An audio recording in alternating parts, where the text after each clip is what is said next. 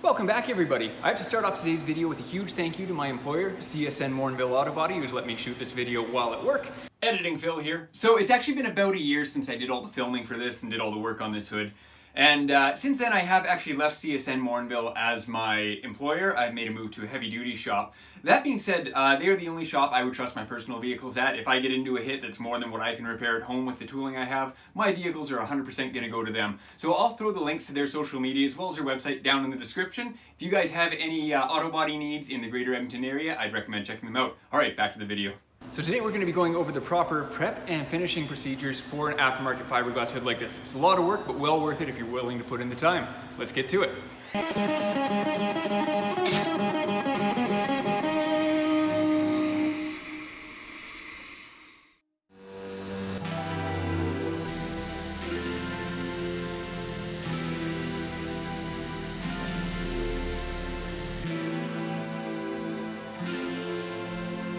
The primer that you find on aftermarket parts like this is often questionable at best, so it's always good to put down your own undercoat. In this case, we will be priming and blocking it, so we'll sort of get two birds with one stone there. So I'm hitting the whole thing with 220 grit, which is what our Sikkens High Build Surfacer Gray primer calls for. Any edges I'll hit, usually I'll use just a red scotch for something like this. It is aggressive enough to give that primer something to stick to, but it's not going to round our corners. Some areas I'll also just hit with a block on those edges to keep them nice and straight. Here you can see I found a little bit of a high spot in the fiberglass, so I'm actually just using a block to try to knock that down before we do put our primer down.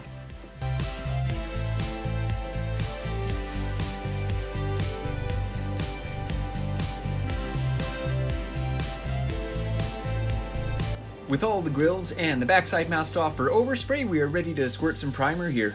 So I'm using a SATA 100B with a 1.9mm tip. I usually spray it 12 to 15 psi for my primer here, and we ended up doing 3 full wet coats on this hood before blocking.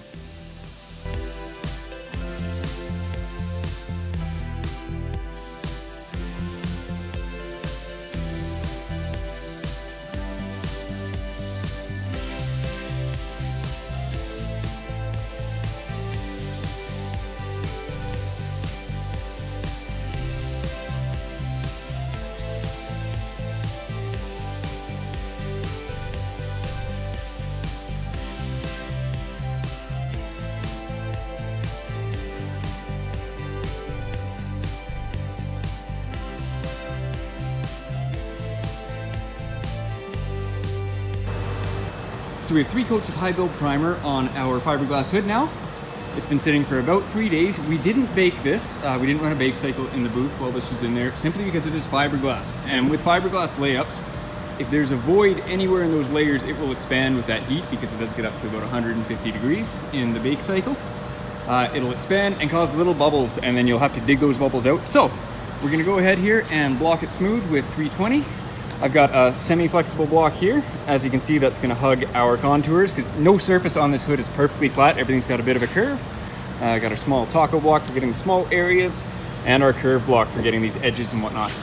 Once we've blocked it, we're going to take care of some of the pinholes that did pop up during priming. Come on, focus there. There we go. So we'll take care of those afterwards with a bit of putty and some UV primer.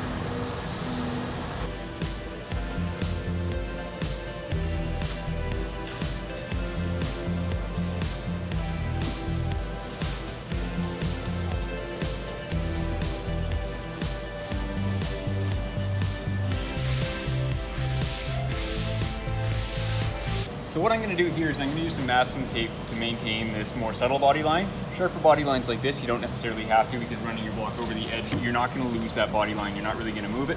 Whereas on something right here, it's not quite as abrupt. So it's easier to lose that body line or even change the shape with your block. So by masking off that body line, we can then block over the tape and it will maintain our body line and keep it nice and sharp.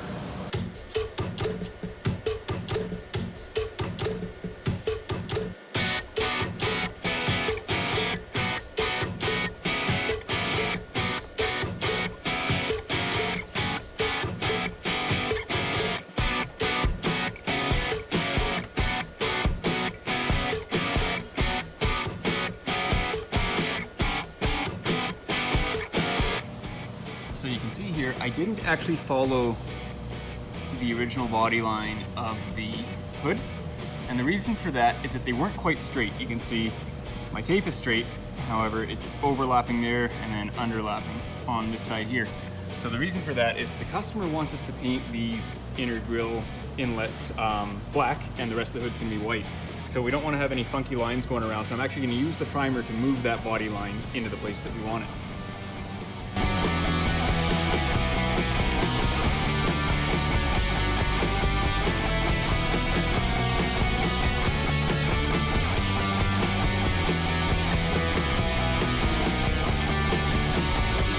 So before we unmask this edge here, I'm going to take some wax and grease remover, in this case it's Sickens M600, and we're just going to spray the top of our block surface just to make sure there aren't any imperfections in there. So we go across here.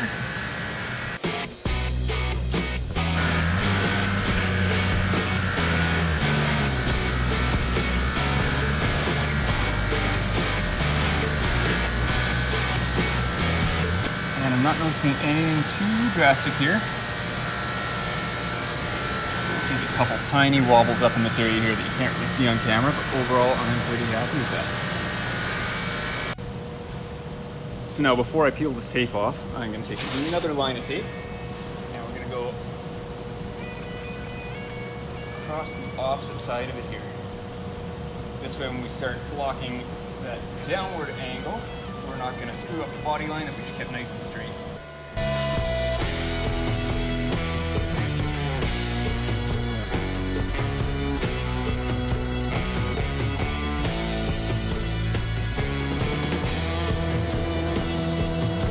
Now we can block up to that tape line and it's going to give us a nice sharp edge.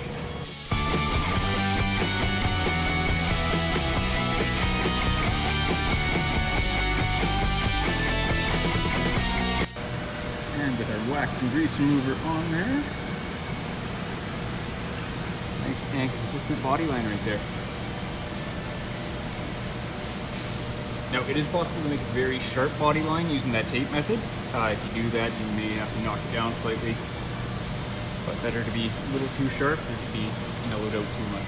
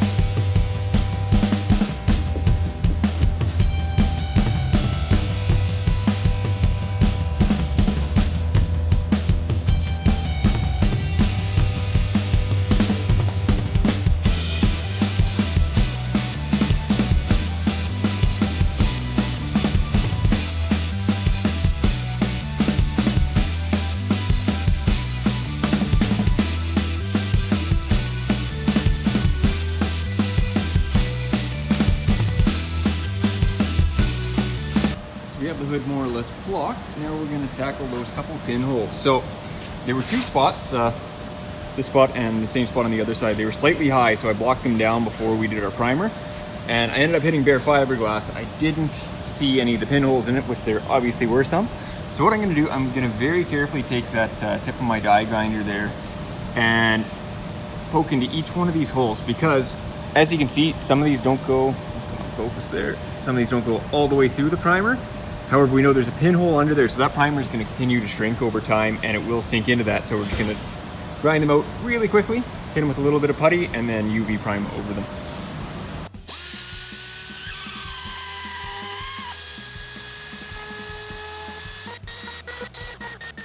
So we hit all those little indentations with the die grinder. And I just want to show you this. So this one didn't look too much different from those ones, but it actually revealed, focus here, a little void in the fiberglass. So that's why I did that. That void would have potentially caused issues with the primer sinking back into it over time with heat and whatnot. So Don't want to overhit these guys. Couple little edges. Throw some putty on these, and we'll prime them up.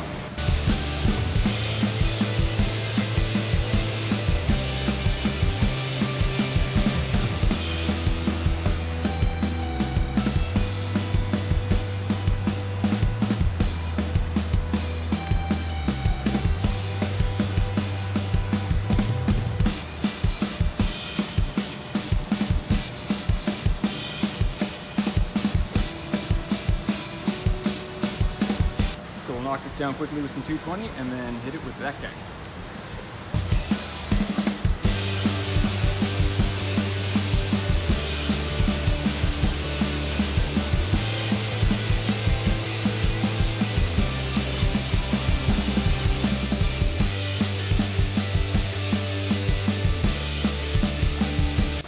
With the blocking now finished, we're going to hit it with some foam back 400 grit to get rid of our 320 scratches.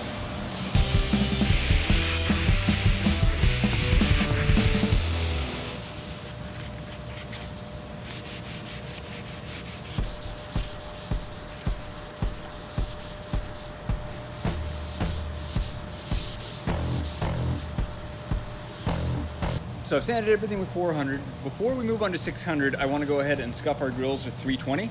Keep in mind that different substrates are going to require different prep procedures. Being a metal piece, it's going to need something a little more aggressive than a softer substrate like primer. So I'm going to be finishing our primer in 600, the metal in 320. Before I do that though, I'm just going to go around. There's a couple edges in here that the fiberglass is just a little funky looking, so I'm just going to trim it with a utility knife, and then we'll go from there.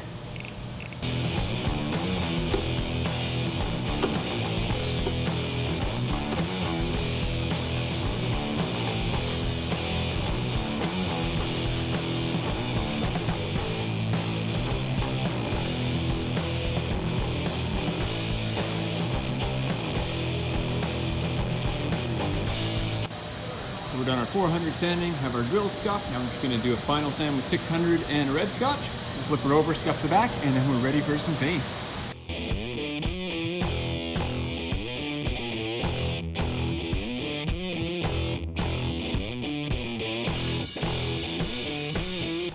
So when fiberglass hoods are made, they make the top portion in a mold and they make the bottom portion in a mold, and they bond the two halves together using, I'm assuming, an epoxy. And then they go around the edges with some body filler and then hit it with some 1K primer. Problem is they don't scuff before the primer, they don't scuff their gel coat. So I've got a couple pieces of tape. Oh, there we go.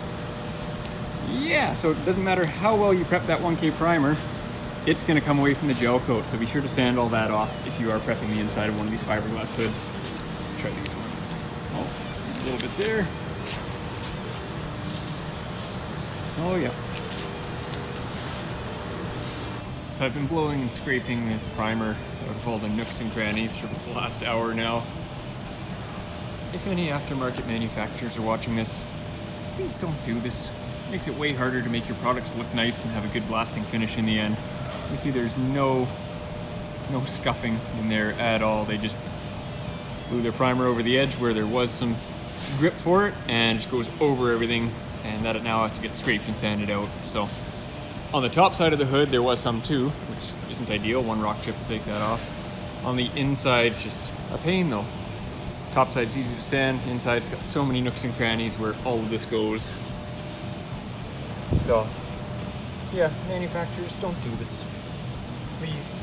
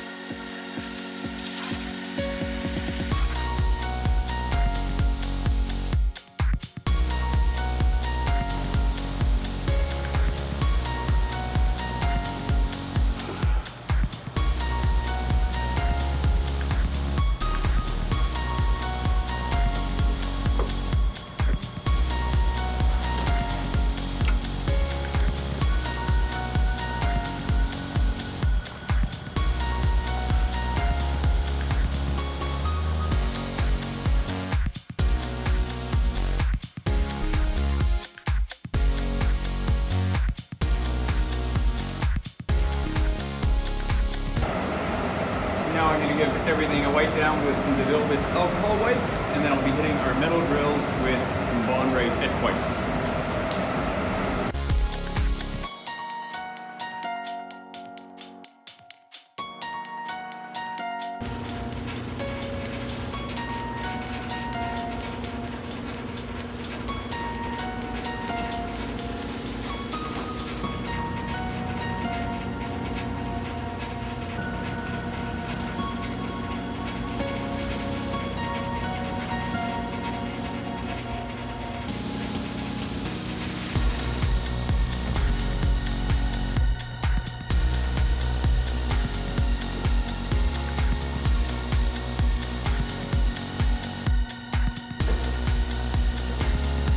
We have our sealer mixed up. We're going to tack off the hood now. So I'm going to use the pressure from my gun along with the tack cloth. The pressure from the gun is going to break loose any loose dirt, and we're going to wipe it off with the tack rag.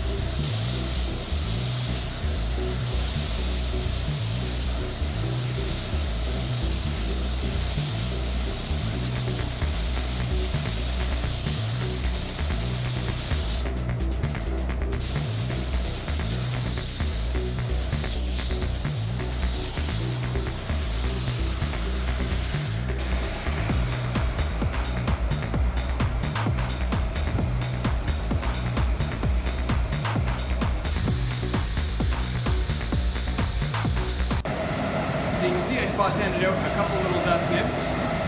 Nothing too crazy though, came out pretty clean, so we're just going to dust a light coat over those, and then we'll do one more coat over the top of this thing. Right here, I'm just dusting a little bit of paint over each of the dust nibs that I sanded out. I'm just feathering my trigger, which means I'm not fully pulling on my trigger. I'm just letting out a minimal amount of fluid just to sort of dust over and fill those hand scratches. I've seen some videos on YouTube suggesting you should always sand your base coat before your clear coat, and that couldn't be further from the truth. Once you start spraying, so like as soon as you spray your first coat of sealer, you really want to minimize your contact with the panel. If you have to spot sand a couple dust nibs like this, not the end of the world, but you definitely don't want to be sanding huge sections if possible.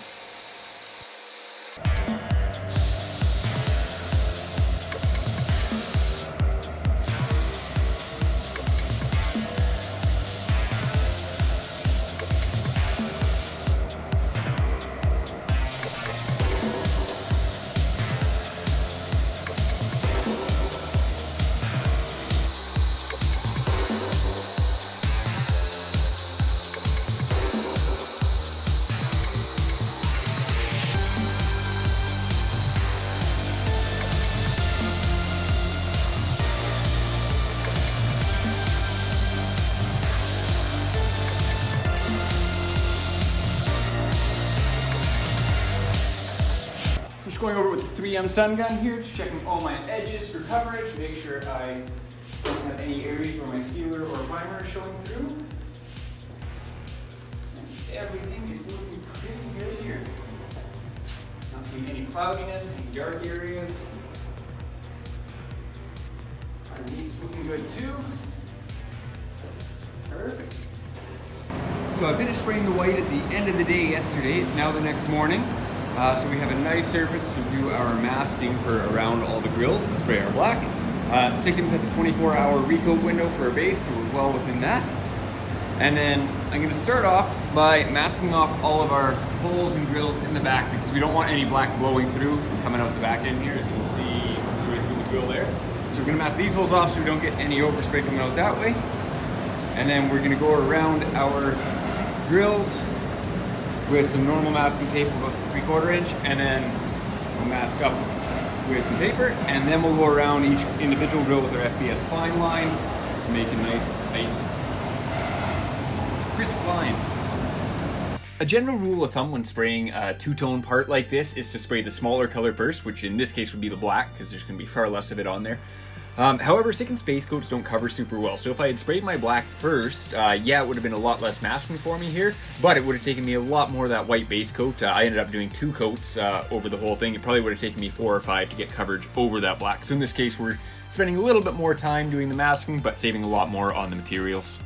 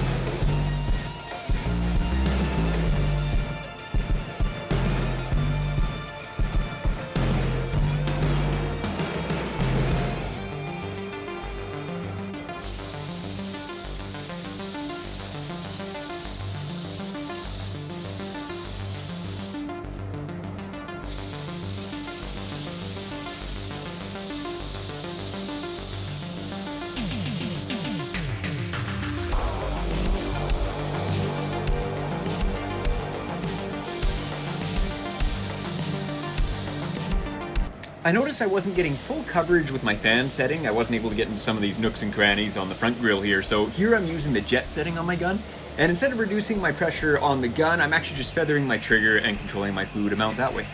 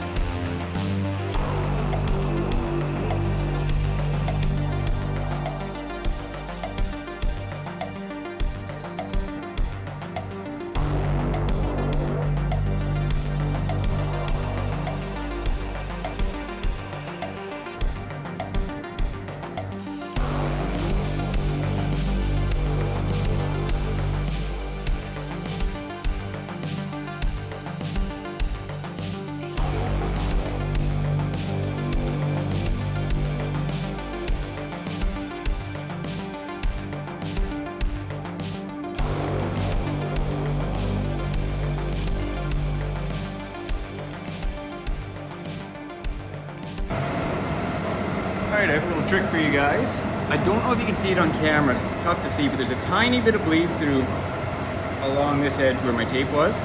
And from what I understand, that's more common with a waterborne paint like we're using today. So to fix that, you can take a tiny bit of M600 on the corner of a clean paper towel and very carefully wipe that away. Now, you don't want to go ham scrubbing it, just nice and gentle. And that'll come right off and leave your line nice and crisp.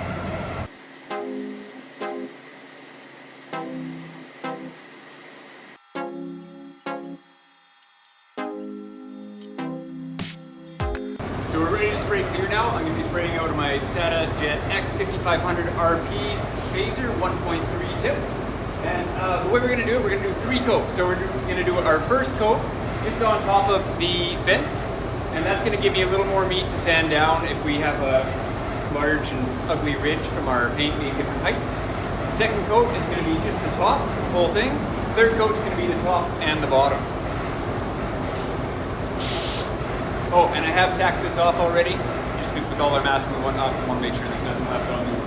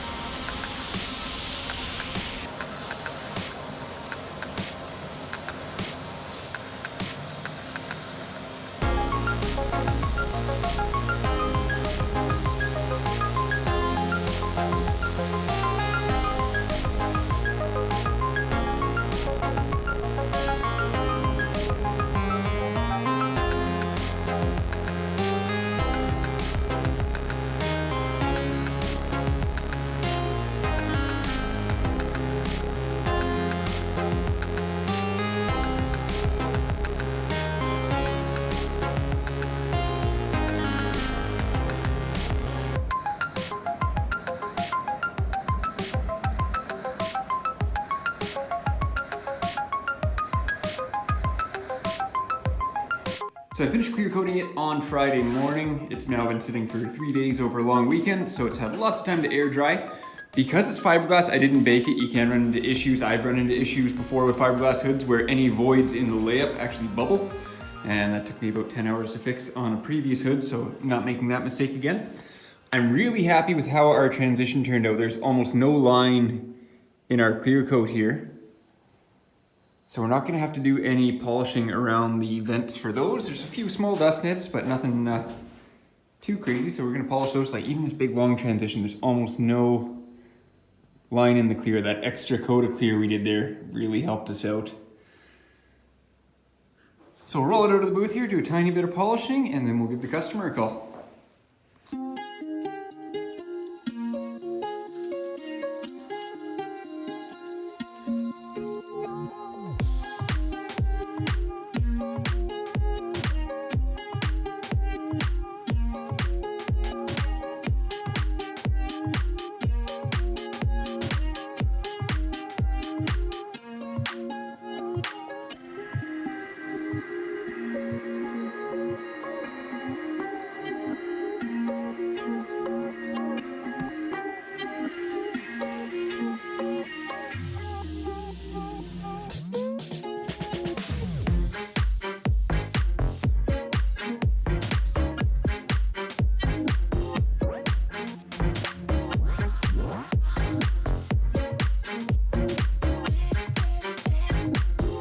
Thank you so much for joining me again today, guys. If you guys like the video, please don't forget to like and subscribe. If you have any questions, be sure to throw those down in the comments. I'll do my best to answer them for you. Another quick thank you to CSM Warrenville Auto Body for letting me put this video together. We'll see you next time.